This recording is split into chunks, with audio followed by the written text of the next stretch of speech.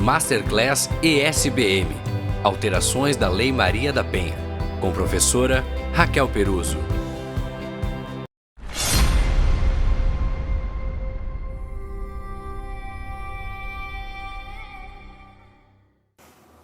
Olá pessoal, sejam todos muito bem-vindos à nossa aula de hoje, uma aula específica sobre a atualização que tivemos recentemente agora no mês de abril de 2023 sobre a Lei Maria da Penha. Eu sou a professora Raquel Peruso, sou professora aqui da Escola Superior da Brigada Militar, uma parceria com o curso Professor Andrezan.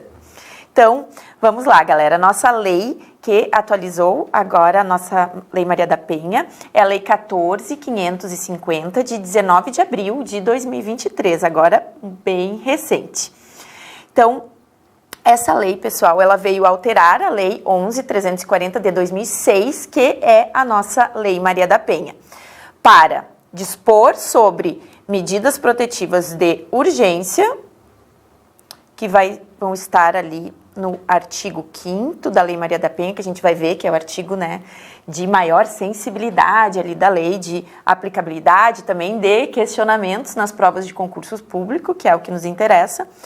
E a nova lei também veio estabelecer que a causa ou a motivação dos atos de violência e a condição do ofensor ou da ofendida não excluem a aplicação da Lei Maria da Penha. Aí referindo-se especificamente ao artigo 40, que trouxe aqui para a nossa Lei Maria da Penha, trouxe o artigo 40A, que a gente já vai conversar sobre ele. Então, a Lei 14.550 agora de 2023 veio então para alterar a Lei Maria da Penha, dispondo sobre as medidas protetivas de urgência, que estão ali no artigo 5º, e dispondo sobre isso, ela trouxe também, acrescentou ao artigo 19 o parágrafo 4º, 5º e 6º, que a gente vai ver também agora, e para estabelecer a causa ou a motivação dos atos de violência, a condição do ofensor ou da ofendida, que eles não excluem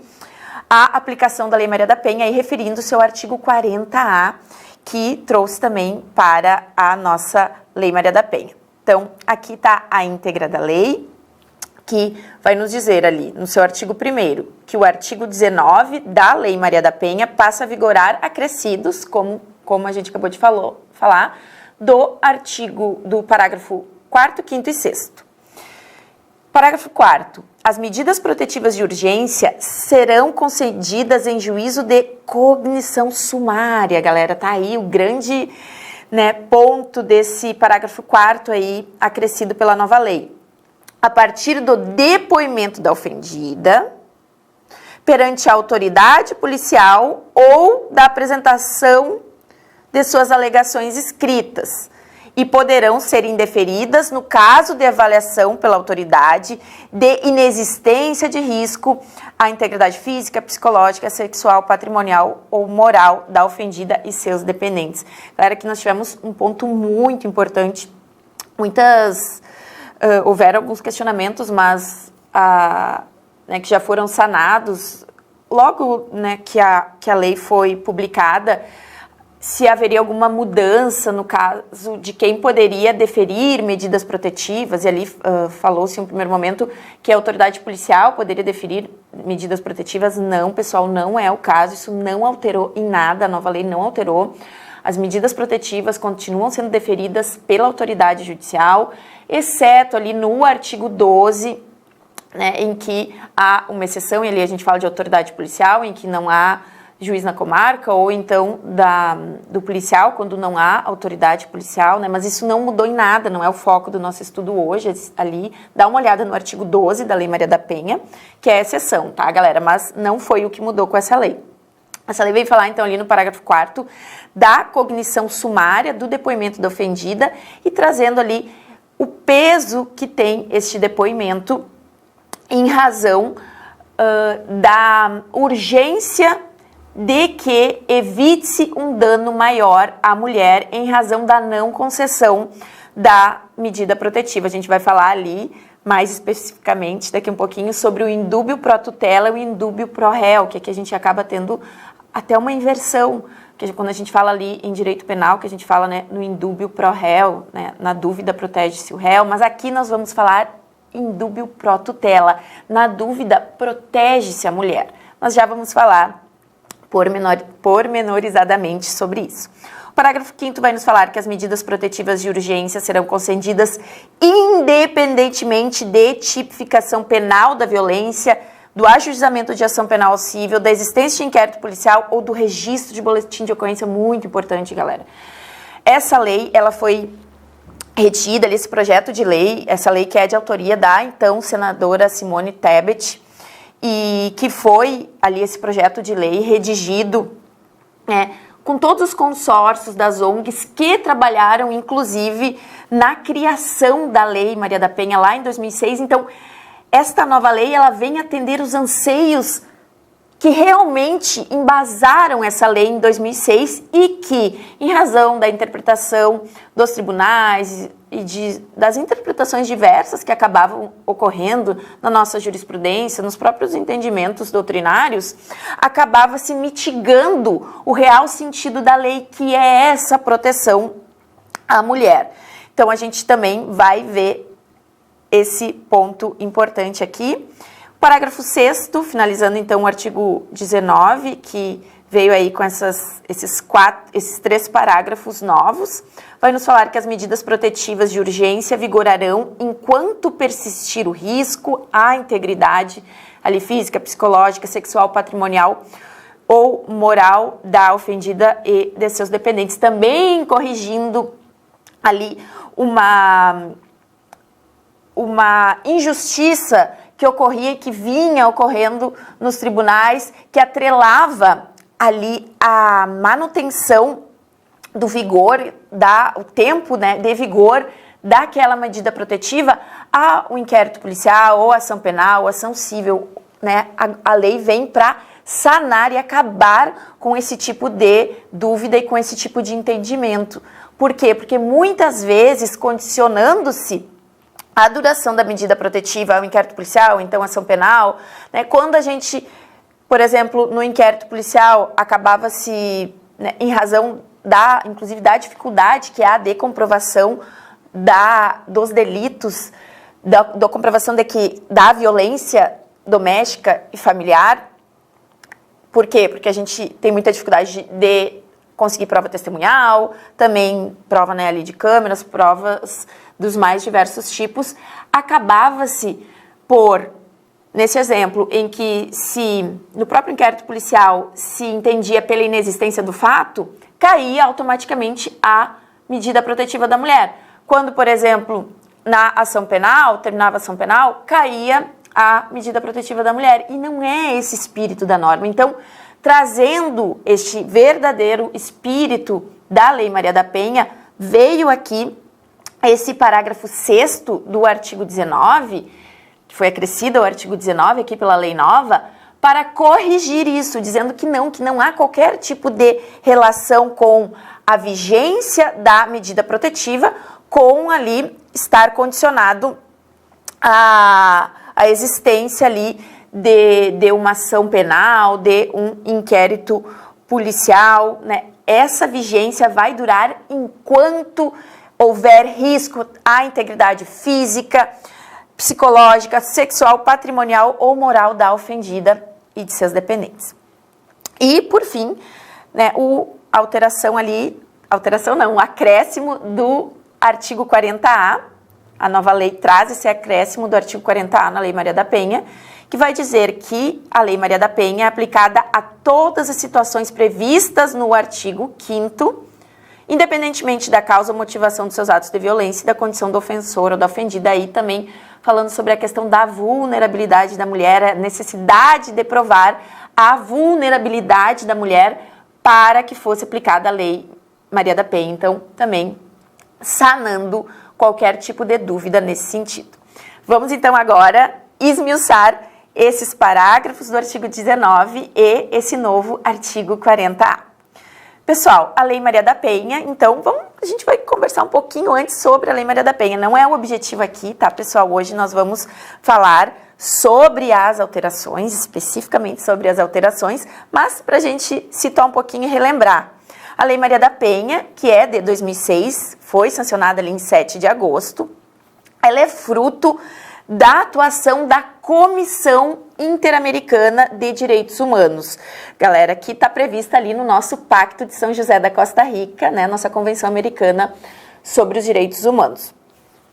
Pessoal, vem muito em prova, tá? Eu sempre trago esse ponto quando eu leciono o Pacto de São José da Costa Rica, porque as bancas adoram colocar que o Brasil foi condenado na Corte Interamericana e por isso deu-se origem à Lei Maria da Penha. E não, galera, o Brasil não foi condenado na Corte, tá? Não chegou à Corte, foi no âmbito da Comissão Interamericana, ali no Pacto de São José da Costa Rica, quando a gente estuda, e é uma matéria que cai, que é cobrada tanto no edital para capitão quanto para o edital de soldado da Brigada Militar, então a gente tem que ter muita atenção, inclusive caiu na última prova, foi cobrada na última prova de soldado da Brigada Militar, o Pacto de São José da Costa Rica, inclusive a sua hierarquia ali, que possui uma hierarquia supralegal, quando a gente estuda ali hierarquia de normas, né, a gente vê ali que ele possui status de supralegalidade, ele não possui status de emenda constitucional, posto que não foi aprovado no quórum do parágrafo 3º do artigo 5º da Constituição Federal. Então, muita atenção a este ponto. Mas voltando aqui para a Lei Maria da Penha, que é o nosso foco.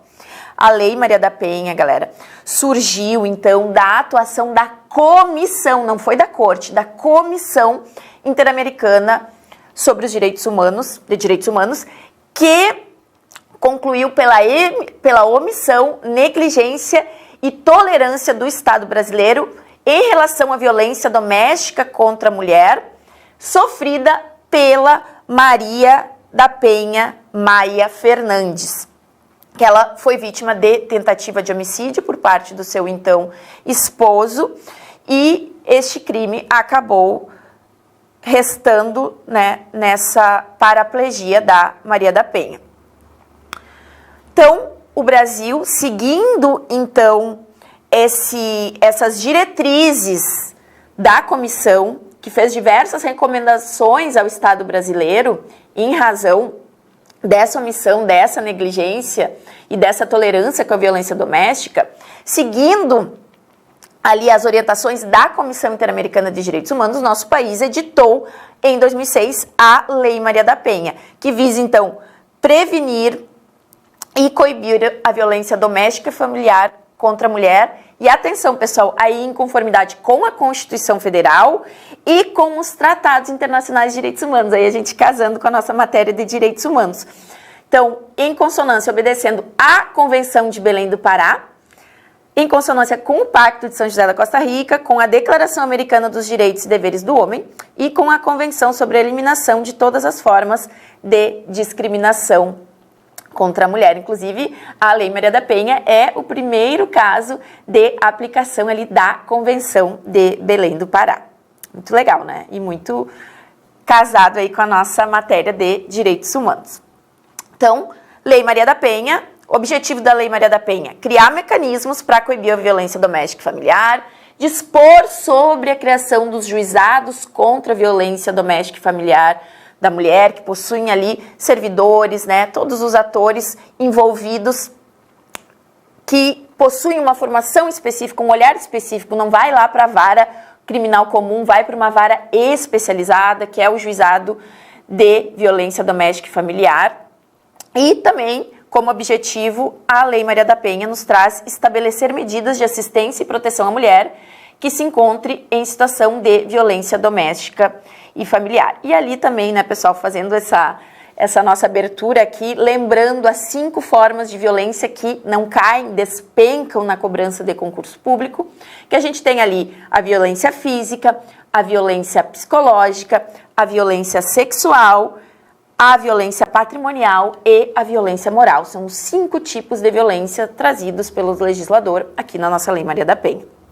Então, configura a violência doméstica e familiar contra a mulher qualquer ação ou omissão baseada no gênero, então, gênero mulher, em razão de ser mulher. E atenção, tá, galera? Lei Maria da Penha aplicada à vítima mulher. Também já temos, né, o entendimento de que aplica-se à mulher trans, estão aí trazendo esse olhar e esse entendimento aos direitos dos transexuais.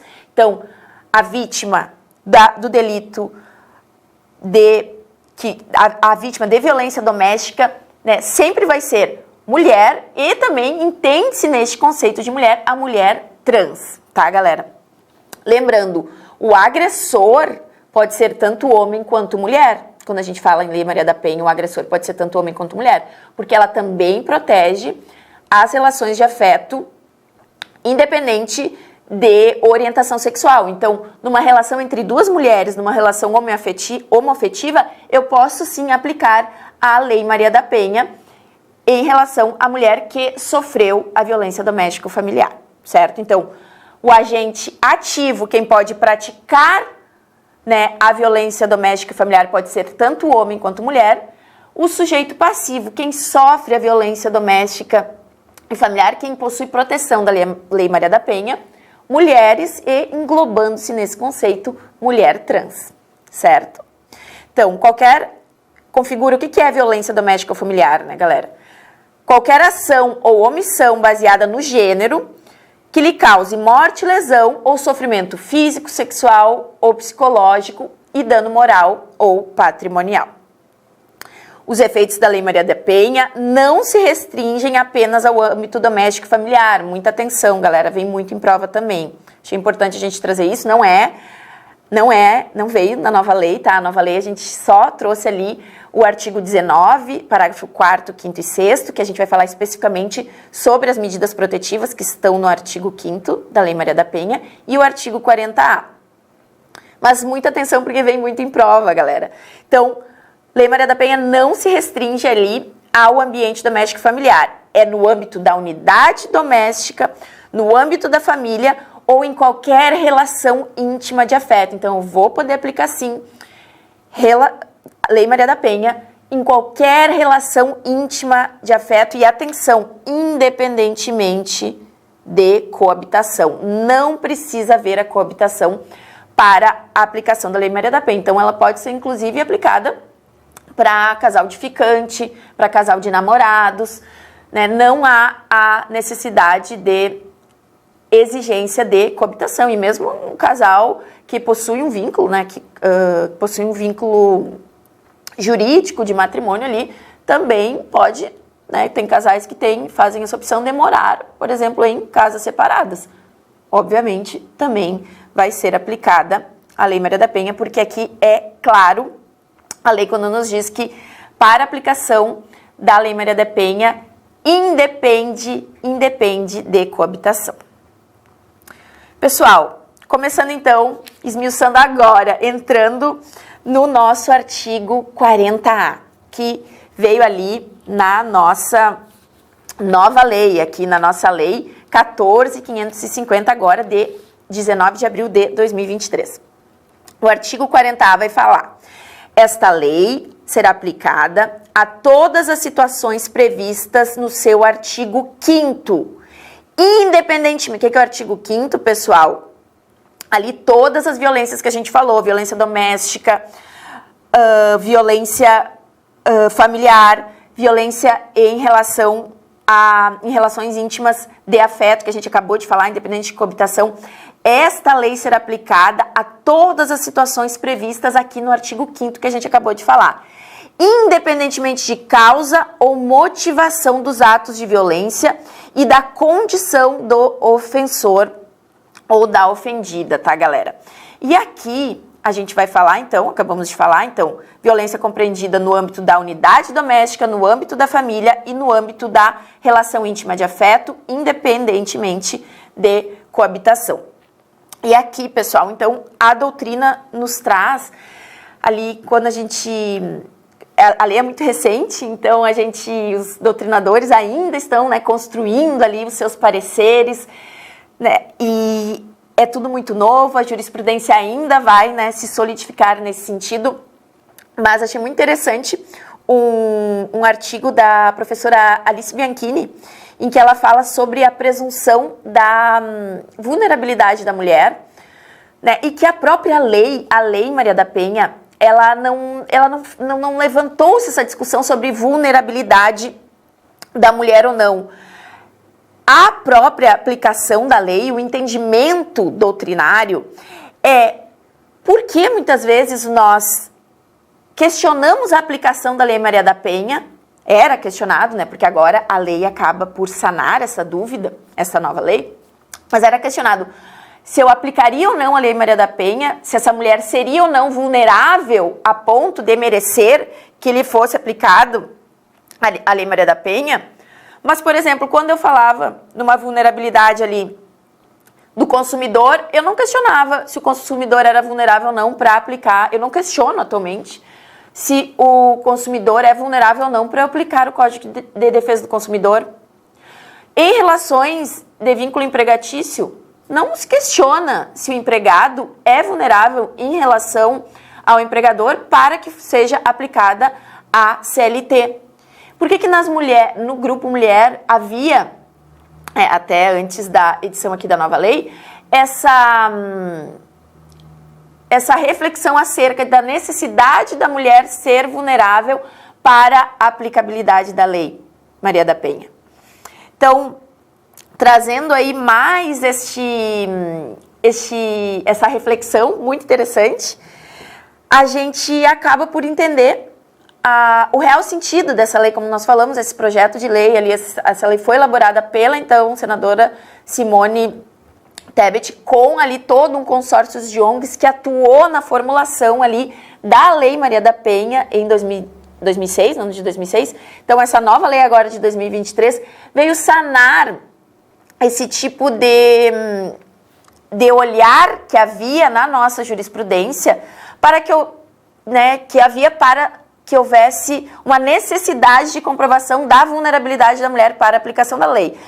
O artigo 40 agora, 40A, que nos trouxe a nova lei, sana totalmente essa dúvida. O legislador acabou optando por sempre aplicar a Lei Maria da Penha, não havendo mais brecha para essa discussão de vulnerabilidade, tá, galera? Mas também, né, como falamos, a lei é muito recente, os doutrinadores estão trazendo ali as suas visões, por isso é muito importante a gente sempre ter mais de uma visão, a gente vê, né, como a linha vai caminhar agora também, o nosso examinador, quando fizer a nossa prova. Porque o professor Rogério Sanches fez também uma análise muito interessante da nova lei, e ele falou, eu achei muito interessante, sobre a questão da aplicabilidade da Lei Maria da Penha, sempre nas relações ali, quando a gente fala no âmbito da unidade doméstica, da unidade familiar e das relações íntimas de afeto, né? Mas quando a gente está falando ali na unidade doméstica ou na unidade familiar, e daí o professor Rogério Sanches nos traz ali casos em que ocorre o delito ali, a vítima é mulher, mas não há esse tipo de relação, o crime não é cometido em relação ao gênero, o crime não é cometido em razão da vítima ser mulher. Então, quando, por exemplo, são casos reais que o professor Rogério Sanches nos trouxe, por exemplo, quando a filha simula um sequestro para pedir resgate ali aos pais, à mãe, a mãe acaba sendo vítima, não trata-se, né, de aplicabilidade de Lei Maria da Penha, porque não é em razão do gênero que foi cometido o delito. Quando também ali o traficante obriga ali todos da sua casa, todos os familiares da sua casa, a armazenarem droga no interior da residência. Ele não está obrigando aquela mãe, aquela irmã, aquela filha a armazenar drogas no interior da residência em razão delas, né, do papel que elas exercem, em razão do gênero, em razão de serem mulheres. Então, a gente tem toda essa discussão também quanto à aplicabilidade. Daí, nesse caso, o professor Rogério Sanches, inclusive, fala que seria uma presunção relativa, tá? Essa questão se trata de uma presunção relativa da aplicabilidade da Lei Maria da Penha nos casos que a vítima é mulher ali no âmbito da unidade doméstica e familiar. Então, há essa presunção, sim, já há essa presunção em razão da vulnerabilidade, mas temos exceções, como ele nos trouxe aqui agora, no caso da filha que simulou um sequestro, no caso do traficante que obriga ali as familiares a armazenarem drogas e não há qualquer tipo de relação de gênero ali nesse tipo de delito. Certo, pessoal? Galera, no artigo 19, então, como falamos, a nova lei acresceu ali os parágrafos 4º, 5º e 6º, que a gente vai ver agora de forma detalhada. Então, artigo 19, o caput, né, permanece igual, as medidas protetivas de urgência poderão ser concedidas pelo juiz a requerimento do Ministério Público ou a pedido da ofendida. Então, parágrafo 4º, a nossa inovação trazida aí pela nova lei. Parágrafo 4º, as medidas protetivas de urgência serão concedidas em juízo de cognição sumária, a partir do depoimento da ofendida perante a autoridade policial ou da apresentação de suas alegações escritas, porque lembra, não precisa fazer boletim de ocorrência. A nova lei está dizendo, é clara, ela não precisa sequer ter um boletim de ocorrência para pedir medida protetiva. Então, muita atenção. E poderão ser indeferidas no caso de avaliação pela autoridade, aqui no caso, né, a autoridade da avaliação da... Voltar, Amado. Perdi, perdão.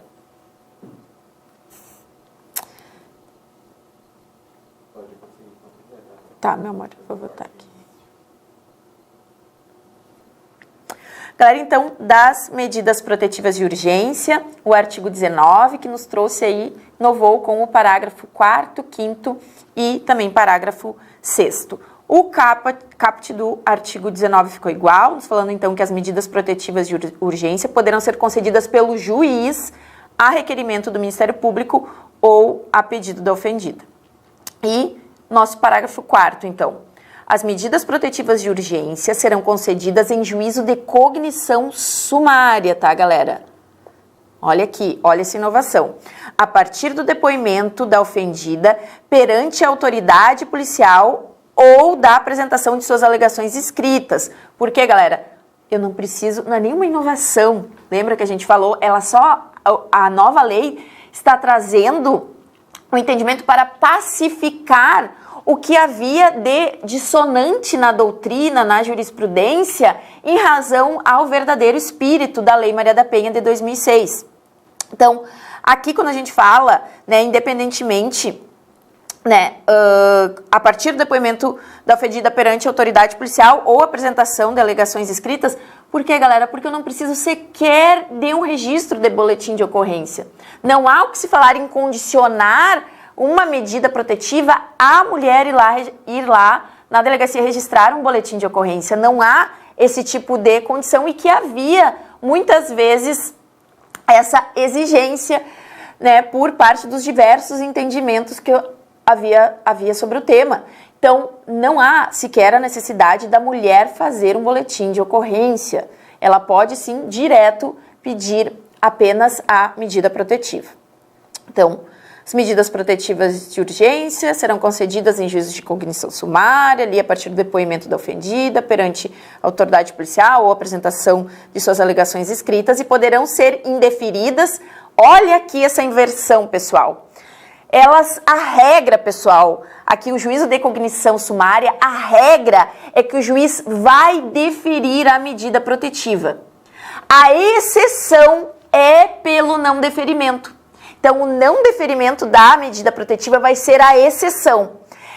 Ela só não vai ser deferida a medida protetiva, então, somente vai ser indeferida no caso de avaliação pela autoridade da inexistência de risco de integridade física, psicológica, sexual, patrimonial ou moral da ofendida e de seus dependentes. Aqui, pessoal, tem um ponto muito importante.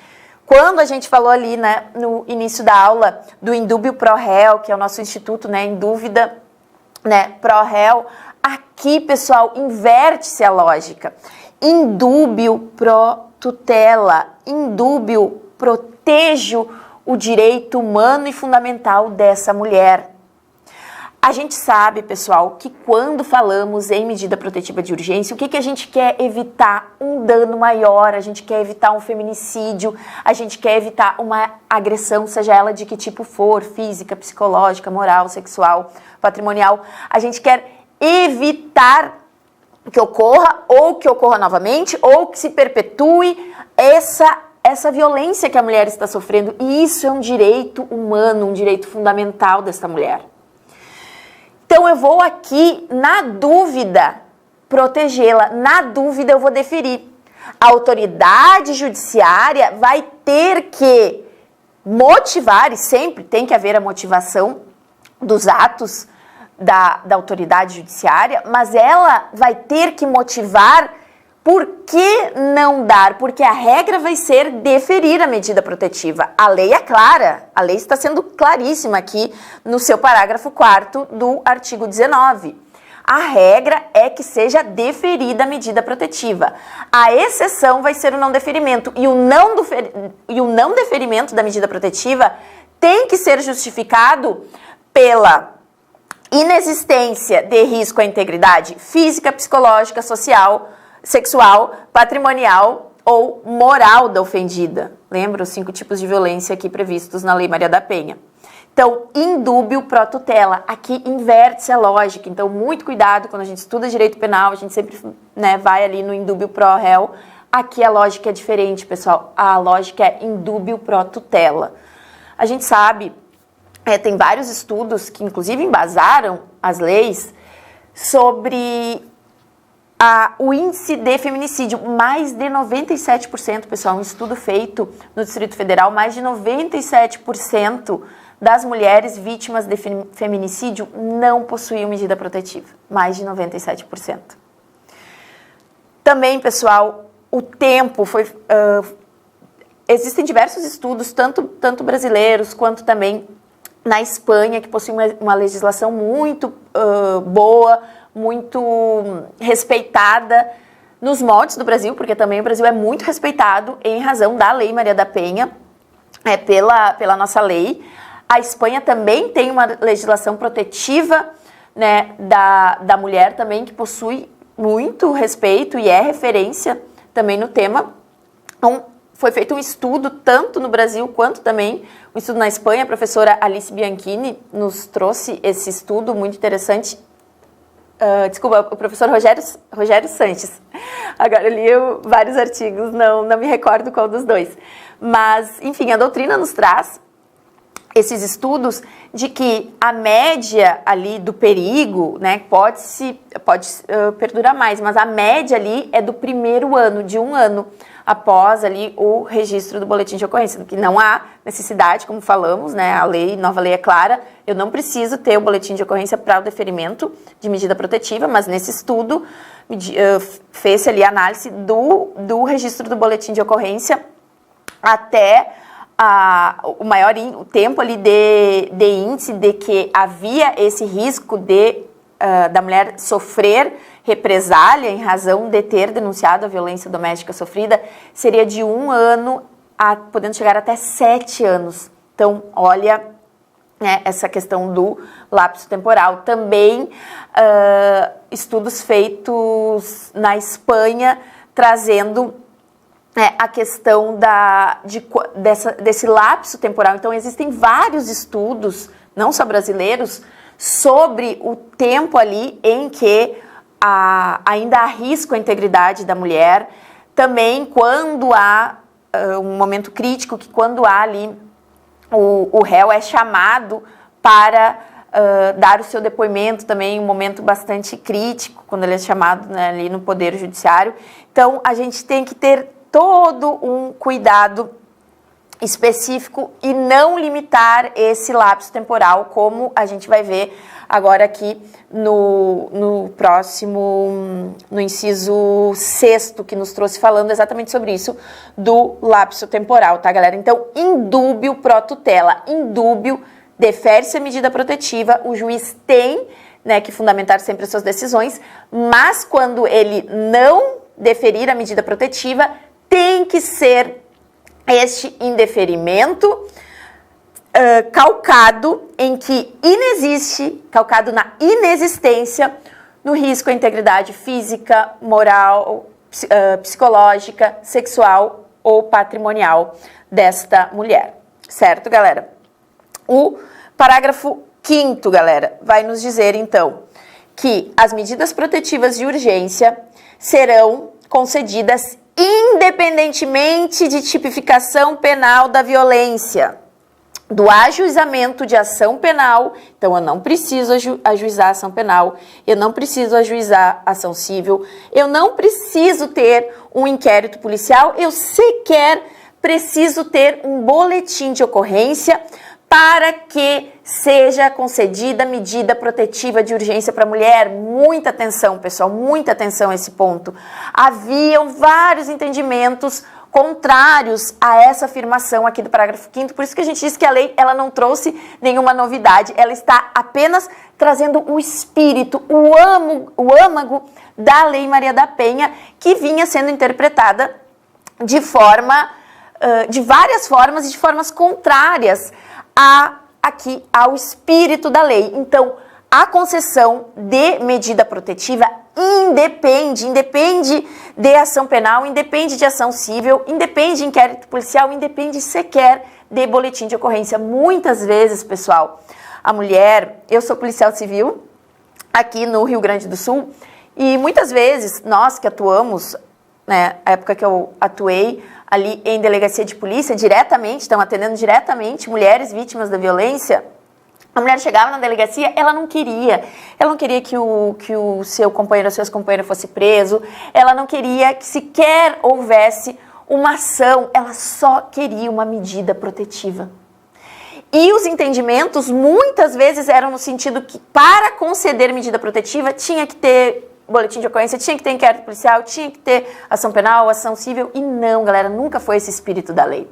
É direito da mulher, é o direito dela não querer registrar no boletim de ocorrência e querer sim ter uma medida protetiva deferida, é seu direito.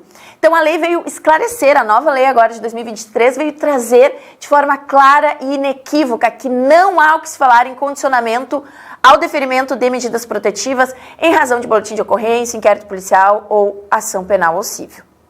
Certo, galera? Então, muita atenção aqui ao parágrafo 5º. E, finalizando, o parágrafo 6º aqui do artigo 19, trazido pela nova lei, vai nos dizer que as medidas protetivas de urgência vigorarão enquanto persistir o risco, galera, muito importante. As medidas protetivas de urgência não vão ter um prazo determinado. Muitas vezes a gente via que nas varas ali de violência, no mesma cidade, há uma vara deferindo a medida por 30 dias, outra por 120, outra por 6 meses, outra por tempo indefinido, outra enquanto durar a ação penal. E não, galera, não há nenhum tipo de vinculação com o prazo de vigor da medida protetiva com qualquer outro tipo de ação, processo, enfim, não há esse tipo de correlação, não é esse espírito da norma. Então, o que vai determinar, pessoal, a duração da medida protetiva de urgência é o risco da integridade física, psicológica, sexual, patrimonial ou moral da ofendida e de seus dependentes. É o risco, é esse risco que vai delimitar o tempo de vigor da medida protetiva. Muitas vezes, pessoal, era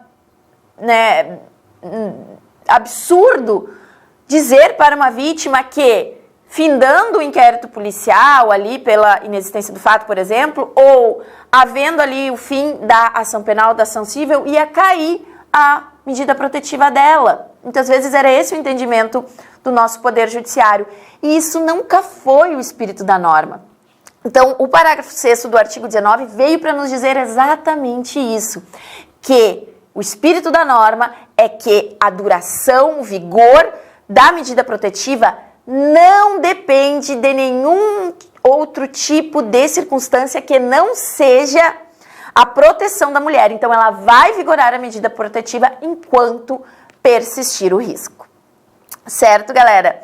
Esses foram os nossos apontamentos aqui da nossa nova lei, a nossa lei 14.550 de 2023, que trouxe aqui esses pontos, né? Ela fala ali em alterações à Lei Maria da Penha, mas a gente, de uma forma mais apurada, a gente vê que não foram alterações, mas sim vieram trazer, esclarecer o real espírito da lei, o real espírito da norma.